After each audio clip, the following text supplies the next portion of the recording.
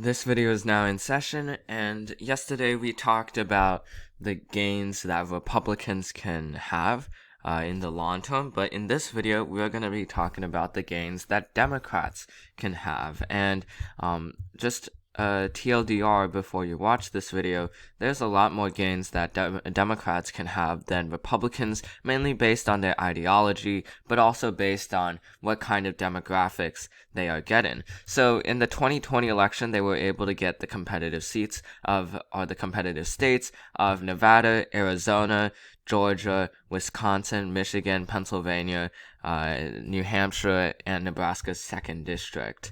So that gives them a total of 303 seats under the new 2024 map, which will be used in future videos. The old 2024 map would have had Biden at 302 electoral votes. So where can Democrats expand from this win? They have a lot of places, and the amount of places that were available to Democrats opened up after particularly Georgia and Stacey Abrams, because the win of Stacey Abrams in Georgia, or I guess the Joe Biden win in Georgia, aided by Stacey Abrams, showed that Democrats can flip very Republican states just through putting up a fair fight, which is what her organization's name is. And it pretty much takes an urban core of a state in order to help flip a state from Democratic to Republican, or from Republican to Democratic. So it just takes Detroit to flip Michigan from Republican to Democrat.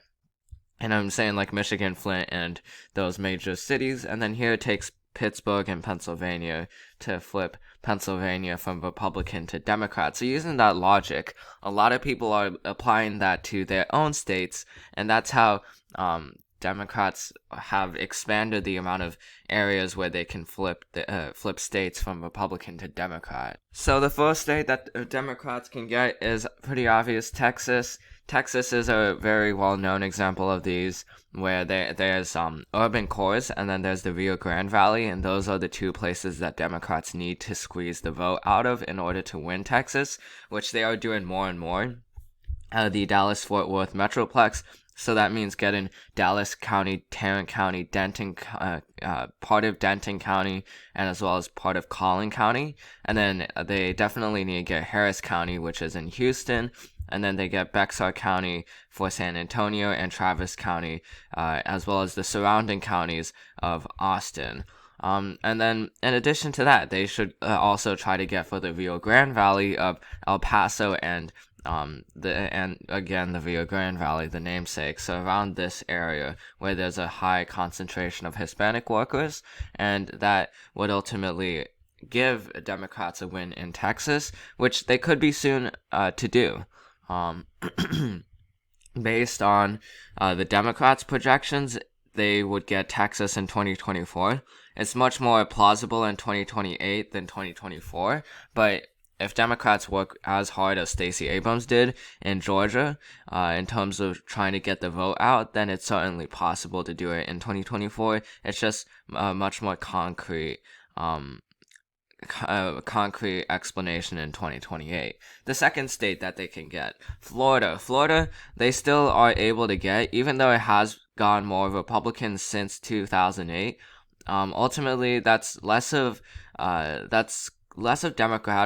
demographic changes per se, and more of the ineptitude of the Florida Democratic Party, because the Florida Republican Party has been doing outstanding for the past several elections. Since the 2008 election, they were able to do incredibly well. So Democrats need to simply stop that momentum and get their own people out, and that takes brute force, but that also takes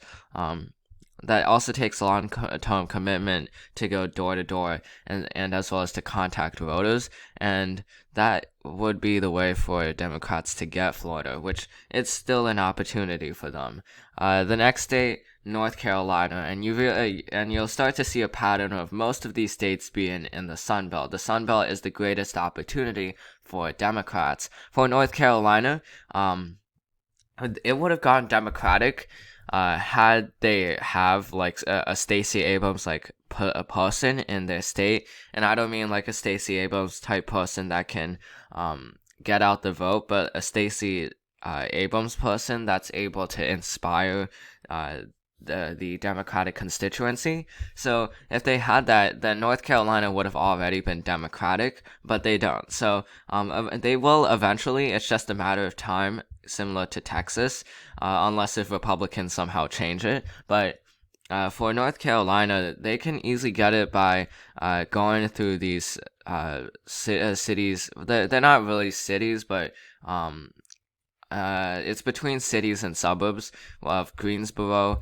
Raleigh, Durham, as well as Chapel Hill, so that Research Triangle complex, that area plus Mecklenburg County, which is where Charlotte is in. So if they get those areas, that's the main way for them to win, but also the suburban areas of Charlotte as well as the Research Triangle area. If they're able to get both of those areas, then they have a very high chance of winning. They have shown that they have been able to do that before. In 2008, they won North Carolina, but it went back to Republicans in future elections, and it's been pretty inelastic since. But ultimately, that was because a lot of rural North Carolinians who voted for Republicans started turning out more for them in future elections once Republicans saw that Democrats were able to win in North Carolina. And the based on population growth provided by the census, it's mainly that the urban cores of North Carolina are growing, and more specifically, the Research Triangle is growing where there are more Democrats. So ultimately, again, it's a matter of time. Now, from here, it starts to get a little bit harder for Democrats, but Alaska would be the next option, I'd say. Alaska, I would say so because I posted an entire video on why Alaska will turn purple within the next decade, but basically there are more college-educated voters being raised in Anchorage, which means more Democratic votes, and then at the same time, general frustration among Alaskans is brewing against the Republican Party. A lot of people in Alaska are tired that the Republican Party hasn't made their state much more resilient for economic volatility in the future, which there will be since Alaska relies on oil, and oil is a declining industry speaking in the long term.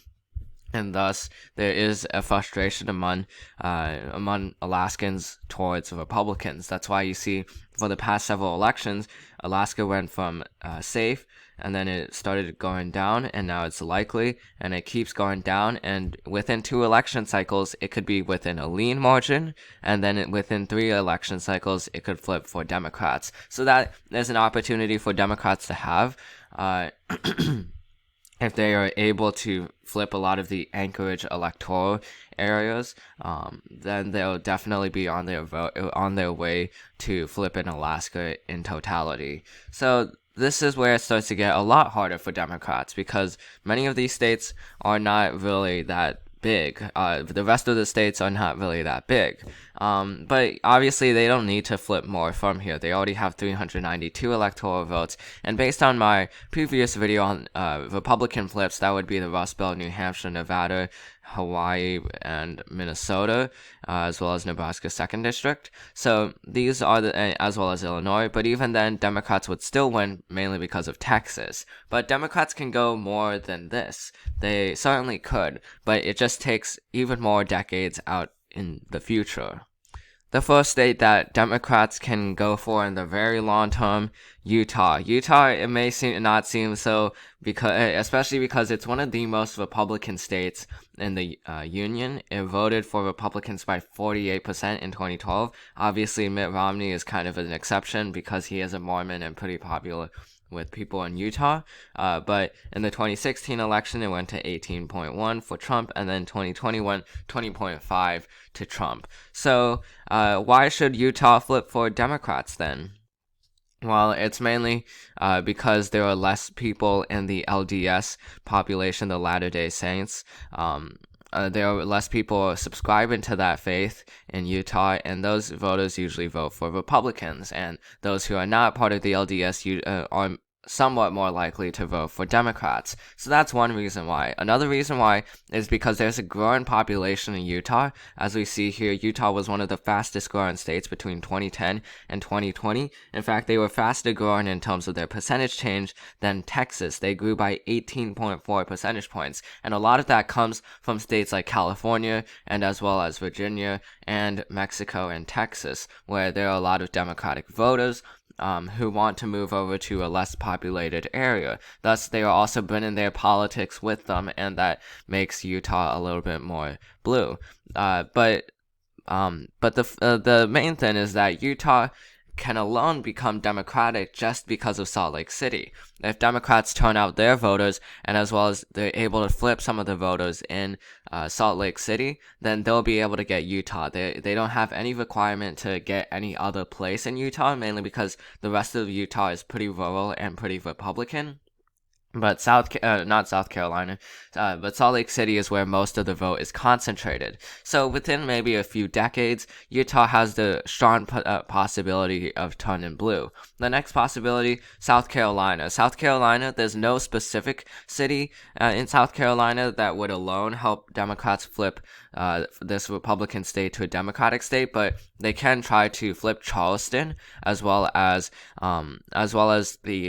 like the coast of South Carolina, and ultimately that will also get them over to win South Carolina. Joe Cunningham, he used to be the representative, the Democratic representative from South Carolina's 1st District, is realizing this and is trying to be like Stacey Abrams in Georgia by replicating that kind of success that Abrams saw in South Carolina. So he's running for South Carolina governor in 2022, and while he's unlikely to win, just like how Stacey Abrams says, his main point is to bring up a good fight against Republicans, and that ultimately, if they keep fighting, will eventually go for Democrats based on Stacey Abrams' hypothesis. So those are the main states.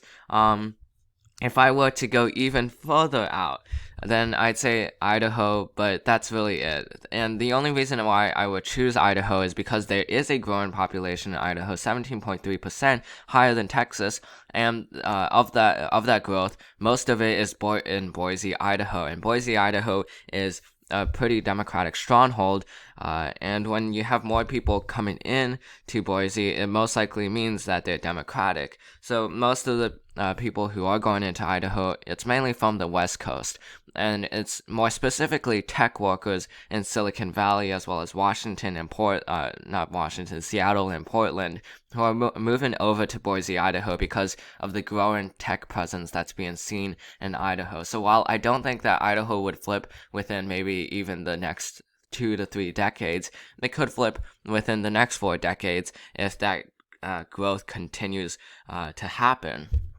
So those are the total flips that Democrats and Republicans can make, and ultimately from this, Democrats end up with 323 electoral votes, and Republicans would end up with 215. Now, this is barring any electoral change that happens between 2020 and 2030, as well as 2030 and 2040, and then 2040 and 2050. But this is really just a preliminary map of states that Democrats can somewhat reasonably flip, and then states that Republicans can somewhat reasonably flip. So that's the end of this video. I hope you enjoyed it. This video is now adjourned, and I'll see you in the next one.